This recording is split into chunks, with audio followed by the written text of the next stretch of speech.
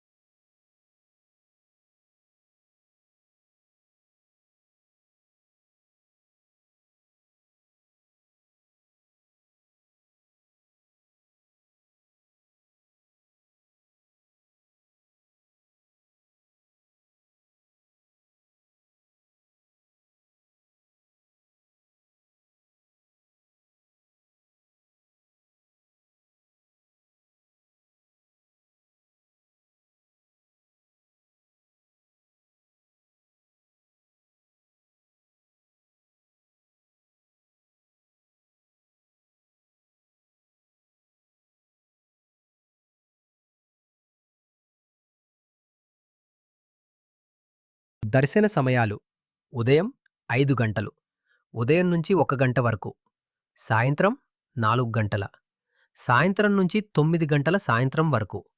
ప్రవేశం పూర్తిగా ఉచితం. దర్శనానికి ఎలాంటి టికెట్ అవసరం లేదు.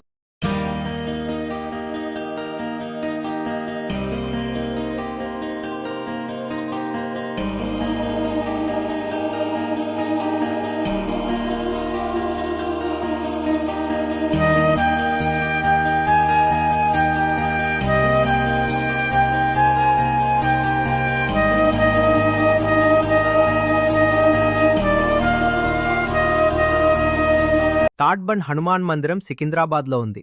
ఈ ఆలయంలో శ్రీ హనుమాన్ స్వామి అత్యంత శక్తివంతమైన రూపంలో దర్శనమిస్తారు. దర్శన సమయాలు ఉదయం 6 గంటలు ఉదయం నుంచి 12 గంటలు సాయంత్రం వరకు, సాయంత్రం 4 గంటలు, సాయంత్రం నుంచి 9 గంటలు సాయంత్రం వరకు.